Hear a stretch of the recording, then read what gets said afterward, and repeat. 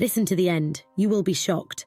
It was a sweltering July evening, and I waddled through the front door, absolutely exhausted after a long day at work. Being 8.5 months pregnant in the humid summer heat was brutal. As I kicked off my swollen feet and set my bag down, I heard muffled noises coming from our bedroom down the hall. Michael must be home, I thought to myself, making my way towards the noise. I opened the door expecting to find my husband watching TV or something, but instead, I was greeted by the sight of Michael, naked on our marital bed, with some equally naked woman on top of him. They hadn't even heard me come in over the creaking of the bed springs. I gasped loudly, finally catching their attention. Michael's eyes went wide with shock and fear. The woman looked over her shoulder at me with a horrified expression. "Olivia, Michael stammered, clearly at a loss for words as he pushed the woman off of him. "How could you?" I screamed through angry tears. "I'm carrying your child and you're in our bed with some whore." The woman quickly gathered her clothes and rushed out past me, her face blushing beet red. Michael just sat there, the blanket covering his lap, hanging his head in shame. "I'm so sorry," he mumbled weakly. "I don't know what I was thinking." In that moment, any love I had left for that man shriveled up completely. Here I was, my body stretched to its limits carrying our baby, and he had betrayed me and our family in such a cruel, disrespectful way. I grabbed my bag and headed right back out the door towards my car. "Where are you going?" Michael called after me frantically. "Away from you," I shouted over my shoulder. "Don't bother trying to contact me, we're done." As I peeled out of the driveway, despite the immense pain and humiliation, I felt a strange sense of relief and liberation. Michael had showed his true colours, and I was finally free of his feckless ways. It would be hard raising our child alone, but at least I would be raising them in a loving environment, away from such dishonour and betrayal. That night, I checked into a hotel and called my best friend Samantha in tears, explaining the whole sordid situation with Michael. She was outraged on my behalf and insisted I come stay with her until I could get back on my feet. Samantha had never really liked Michael anyway, always saying he didn't deserve me. The next day, I went back to the house while Michael was at work and packed up as many of my belongings as I could fit in my car.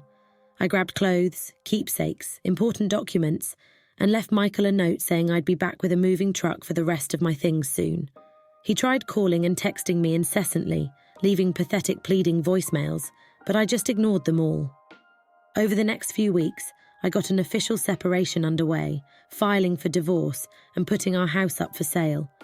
Michael initially resisted, saying he wanted to keep the family together, but I knew I could never trust him again after that ultimate betrayal. The trust was gone. My love had turned to resentment.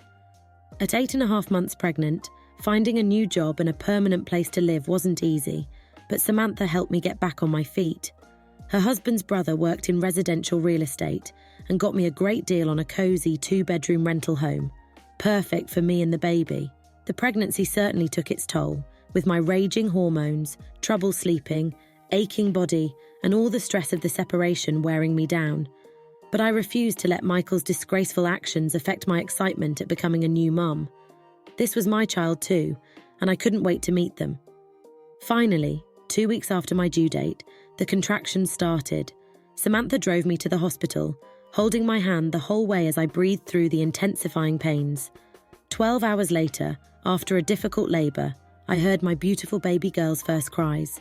Holding her in my arms, all the anguish of the past couple months just melted away. This was why I had persevered. In that moment, I made a silent vow to my daughter that I would be the most loving, devoted mother a child could ever hope for. She didn't need a cheating liar of a father in her life. With Samantha's help, I would make sure she had a happy, stable childhood, teaching her about honour, integrity, and respect. Michael may have broken my heart, but he would never break hers. In the weeks after bringing my daughter Emma home from the hospital, I was riding an emotional roller coaster. The pure joy of finally having this little bundle of love in my arms was unlike anything I'd ever experienced. But it was also an overwhelming time trying to adjust to the non-stop demands of newborn care, all while dealing with the postpartum hormones, fatigue, and lingering trauma from Michael's betrayal. Thankfully, Samantha was a rock, coming over daily to lend a hand with cleaning, cooking, and giving me a chance to grab a precious nap here and there. I don't know how I would have managed those early days as a single mum without her support. Michael continued trying to worm his way back into my life, showing up at Samantha's uninvited or calling incessantly, pleading for forgiveness.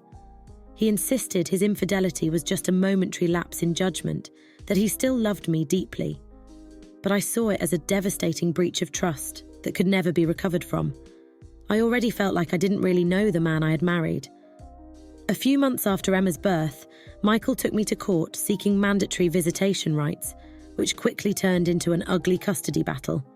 My lawyer advised that due to his stable job and income, the judge would likely grant him some parental rights, unless we could prove he was an unfit parent.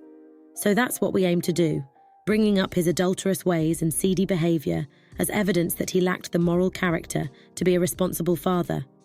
The whole court process was a traumatic nightmare, having to recount Michael's betrayal again and again on the witness stand, getting grilled by his camouflage lawyer about whether I was just a vengeful, scorned woman, denying him access out of spite. There were many nights I collapsed into tears on Samantha's shoulder, wondering if it was all worth it, feeling like I was failing Emma by putting her through this ordeal. Finally, after what seemed like an eternity, the judge rendered his decision. Based on the evidence and testimony provided, he agreed that Michael had displayed a reckless lack of judgment and disregard for family values that reflected poorly on his ability to be a stable parent. I was granted full custody, with Michael allowed only supervised visitation rights if and when I deemed it appropriate. As I left the courtroom clutching Emma, finally feeling like this ugly chapter was behind us, I broke down in grateful sobs. My little girl and I could start to move forward, just the two of us against the world. I would protect her and give her the loving, stable home she deserved.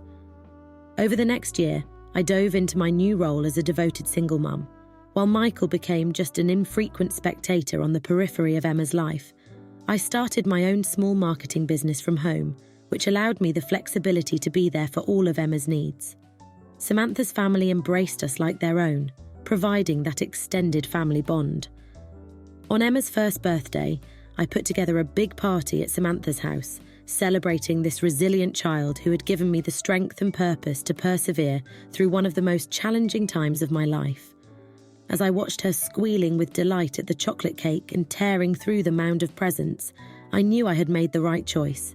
Her bright smile and contagious laughter were all the validation I needed that we were going to be just fine, just the two of us. Michael did show up, hoping no doubt to try window dressing the situation, but I allowed him only a brief, closely supervised visit, not wanting his negative energy to diminish Emma's joyful day. As he sulked out, he pulled me aside and tried once more to plead his case for being a bigger part of her life. "Don't you think it's time to move on and forgive me?" he asked bitterly. "She's going to need her father." I just looked at him with a mixture of pity and repulsion. "She has all the parents she'll ever need right here," I replied defiantly, before turning my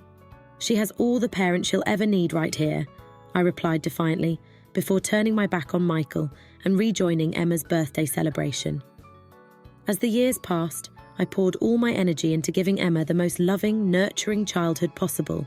We developed a wonderful bond, she and I as our little inseparable family unit. With Samantha's help providing that stable parent figure presence, Emma never seemed to miss or yearn for an active father in her life.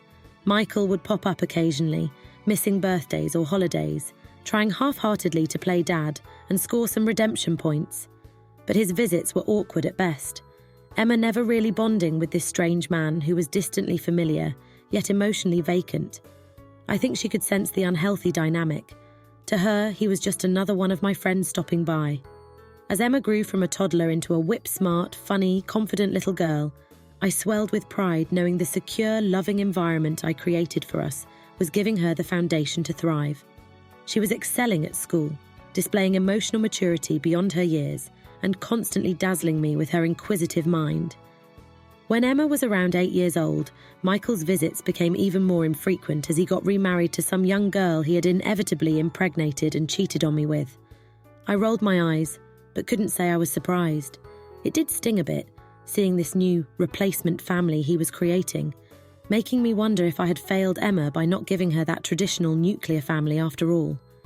But one day, after another failed, cringe-worthy visitation, where Michael essentially neglected Emma to obsessively show off his new baby son to us, I had a heartfelt conversation with my sweet, intuitive girl. As we cuddled on the couch, I apologised for her not having a consistent father figure in her life like other kids. Emma just looked at me with those lovely eyes that somehow already contained so much wisdom. "Mum, you're the only parent I need. You gave me way more than any dad ever could, with all the love, attention and life lessons. Who needs that other stuff?" In that moment, I knew we were going to be just fine, spinning through life's currents together, forging our own unique path. Michael was just a tragic footnote, but he would never define our family. As Emma grew into an amazing young woman, graduating at the top of her class and getting accepted to an elite college program, I swelled with peace and satisfaction. Despite the betrayal that threatened to break me when I was most vulnerable, I had risen from those ashes and crafted a beautiful, proud life for us both. In the end, Michael's unforgivable sin of infidelity was actually a blessing in disguise. It gave me the freedom and motivation to become the strong, capable woman I always wanted to be, unshackled from a toxic relationship. And it allowed me to create an unbreakable mother-daughter bond by giving Emma my whole heart from the very start. Me out to help with all the wedding planning so we could share in that special experience together. On her wedding day, I watched with joyful tears as my baby girl floated down the aisle, so poised and radiant in her gown. Emma insisted I be heavily involved in the ceremony, giving a reading and speech about the incredible journey we've been on. Mum raised me with so much love. She showed me what it means to be a strong, independent woman who doesn't need to depend on anyone else to be whole, Emma said, squeezing my hand. Because of her resilience and devotion, I know how to pick an honourable partner worthy of my love and respect.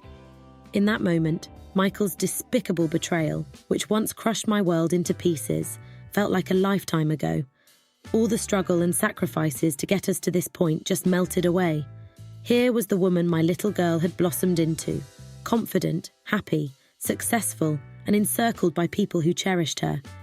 Over the next decade, I got to experience the profound joy of grandmotherhood, first when Emma and Daniel had twins, then giving me 3 more grandchildren in the following years.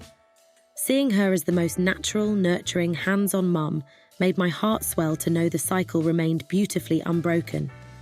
For Emma's 40th birthday, we all gathered for a big family reunion celebration I had meticulously planned and paid for, renting out an entire winery estate and vineyard for a weekend getaway. On the last night, after all the cousins were finally tucked into bed, I called Emma outside to the villa's private terrace, where I had arranged for just the 2 of us to share a bottle of the estate's finest wine underneath the stars. "Can you believe how far we've come?" I mused, clinking my glass against Emma's. From those dark days when I was just a frightened, pregnant young woman who had her world shattered, to everything we've built and overcome to reach this moment of joy. Emma reached across and squeezed my hand, her eyes glistening with unshed tears of gratitude and admiration. "You never gave up on us, Mum. Your courage, perseverance, and unconditional love gave me the foundation to live my dreams while feeling safe, secure, and cherished every step of the way." We clinked glasses again and settled into a comfortable silence, staring up at the vast, glittering night sky. Somewhere out there, Michael's star had flickered out long ago, a tiny cosmic speck I had outgrown and left behind. My own star, our star that Emma and I forged together, just kept rising, burning brighter with each passing year. "I finally have the family I always dreamed of," I said softly, "and I owe it all to you, to the tremendous woman you've become in spite of all the obstacles. You've made every heartache, every tear, so worthwhile." Emma took my hands in hers with that radiant smile that could always dissolve every one of my worries. "Then let's make a toast to the best decision you ever made," she replied, "to kicking that cheating scumbag out of our lives for good so we could have this, to the amazing life we created, just you and me against the world." We raised our glasses once more, giggling like teenagers at our own secret joke of life's cosmic, poetic justice. As the first rays of dawn began peeking over the horizon, I knew Emma and I would be together like this for countless sunrises and bottles of wine to come. No man, no matter how destructive his actions, could ever break what we had built over all these years. An eternal, unshakable bond forged in fire, tempered by struggle, yet reinforced by unconditional love and loyalty. A complete family, all our own.